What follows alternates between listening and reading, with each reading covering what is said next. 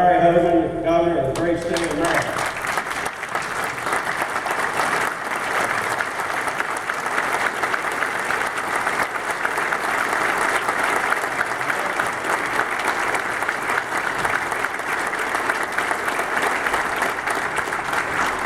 Thank you very much. I think if this whole state senate thing doesn't work out, George has a career as a stand-up comic. That's pretty good stuff, George. First of all, it's just a tremendous pleasure to be here. I'm so proud of the folks here in this room, and George, you did a great job introducing me. Thank you for that. He has done an outstanding job representing you in the Senate for a long, long time. This is an incredible delegation you have. Will all you guys just stand up and get another round of applause, because this group right here is going to fight for you.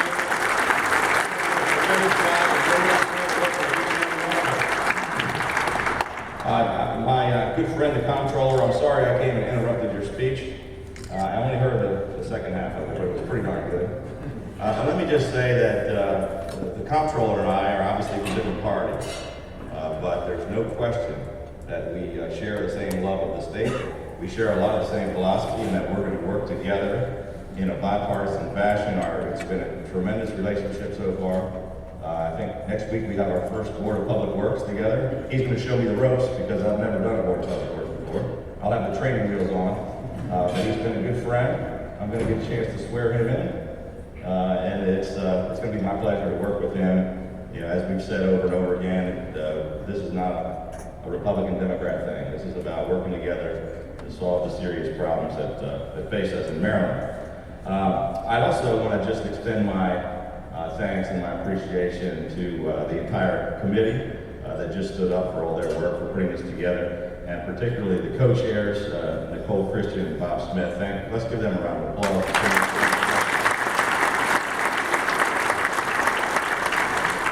Yeah, I don't know if we had a pretty busy week this week. I don't know if they covered the inaugural on Pittsburgh television news. That's a little bit. We're off to a great start. I know a lot of you were here for it. Thank you for coming all the way down to celebrate with us. It was quite a day. Thanks for bringing the snow. I think it added a little nice touch to the inaugural. And we got off to a great start. 24 hours after I was sworn in as governor, we have already accomplished something that has not happened in more than a decade. And that is that we submitted a budget that is completely structurally balanced for the first time in 10 years.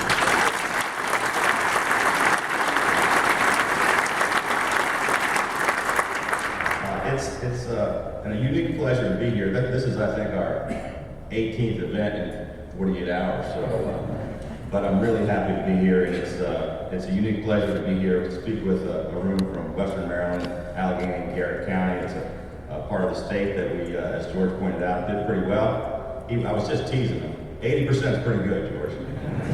But I would not be governor today if it were not for the tremendous support that we received from your part of the state. I think the mountains came through for us pretty good, and it was Republicans and Democrats. And it is an incredible honor to have been chosen as the 62nd governor of the state of Maryland. I'm truly humbled and deeply grateful to have this opportunity to represent my fellow Marylanders. And I just want you to give yourselves a big round of applause, because the mountains brought it home for us.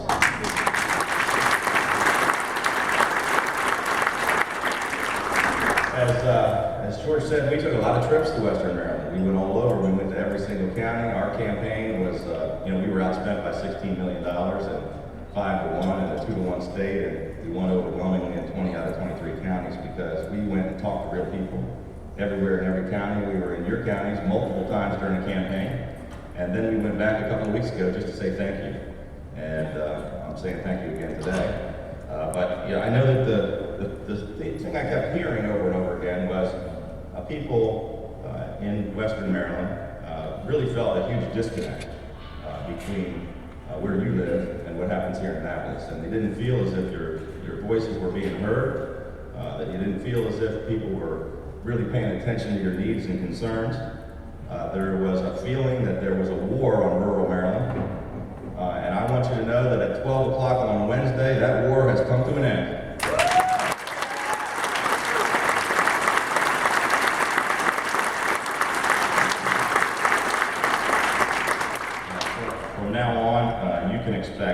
a new spirit of cooperation. You're going to find a sympathetic ear, an open door, a seat at the table, and you're going to find a governor that's working with your delegation and fighting on your behalf every single day that I'm governor over the next 4 years.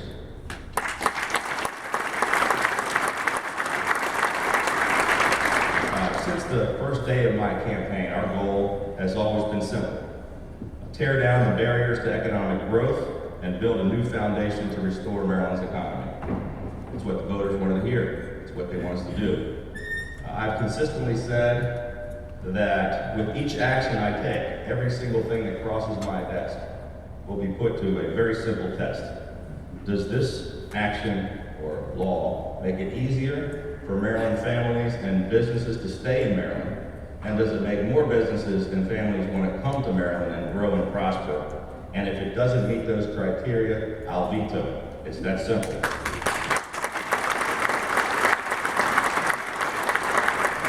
Making Maryland more competitive will always be our top priority, and that includes every part of Maryland, even Allegheny and Garrett County. As some of you may know, this morning, every member of the Maryland General Assembly will be receiving, actually right about now, exactly now, they'll be receiving a copy of our fiscal 2016 budget. It's a crazy system we have. I'm sworn in on Wednesday. I have to submit a $40 billion budget in about a 24-hour period or so. But we got it done. We had a great team headed up by former Senator Bobby Neal, our new budget secretary, Senator, now Secretary David Brinkley, and they did a tremendous job. First, we're going to get spending under control, and we've created a structurally balanced budget already, something that has not been accomplished in over a decade. So I want to repeat that. You should clap again for that.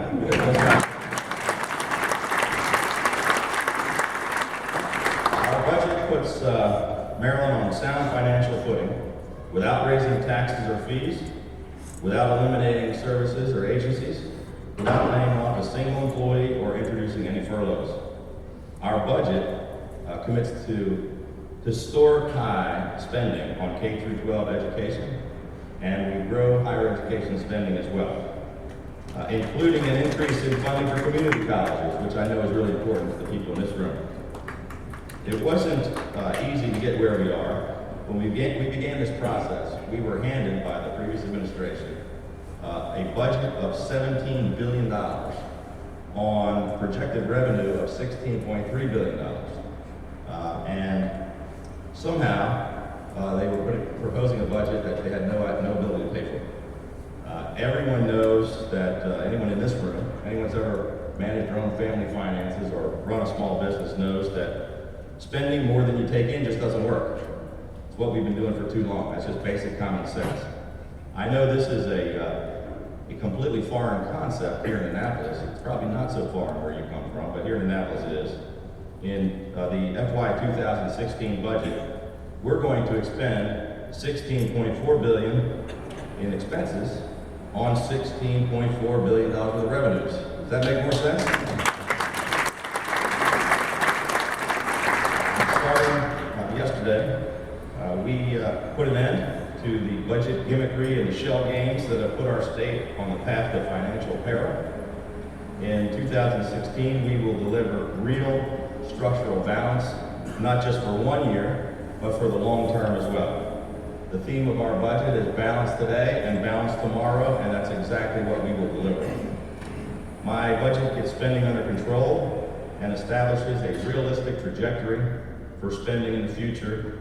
We will achieve a goal that has not been accomplished in a decade. The alignment of general fund spending with general fund revenues is a structurally balanced budget. I want to highlight a couple of the reasons why we got to where we are and how we're going to get out of it. Last several years of borrowing and overspending have put us in the place where we are. We increased spending by nearly $10 billion over the past 8 years on declining revenues. In 2008, pension and debt service was 6.2% of the general fund, which was a high but somewhat manageable figure. But by 2019, debt service and pension costs are projected to account for 10 0.6% of the total budget. This year, payments on the state debt, increase so much borrowing, will grow by 96%. In 2016, general fund contributions to debt service, just paying the debt service, will come close to what we spend on school construction in the entire state of Maryland. I'm going to repeat that because that's almost hard to believe.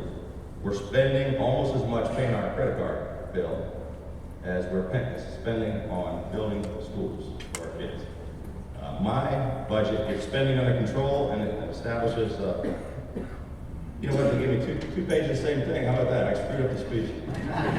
Somebody's getting in trouble for that. See, it's not just me. It's not just me. Not just you.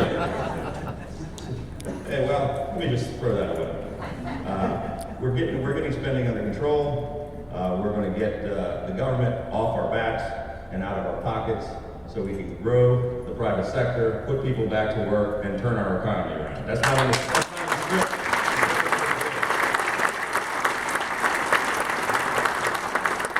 I'm going to need your help in bringing about all these changes. Our overall spending growth, we've cut the overall spending growth, but we will continue to fund the important projects and programs at appropriate levels, including education, with a $45.3 million in new support for K-12 education, a total of $6.1 billion. We are funding K-12 education at a historically high level. That's our priority. Does everybody think education is important? We're also fully funding school construction throughout the state, and we're committing to $1.2 billion to the university system of Maryland, which is an increase of 1.3%.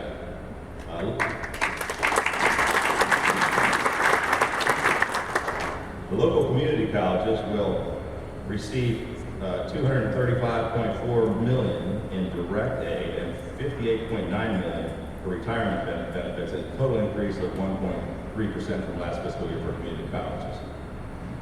Given the importance of tourism in Western Maryland, I'm proud to announce that our budget includes a $12.4 million for tourism development to promote Maryland as a place to visit, live, work, and play. We're going to get more people up to the mountains.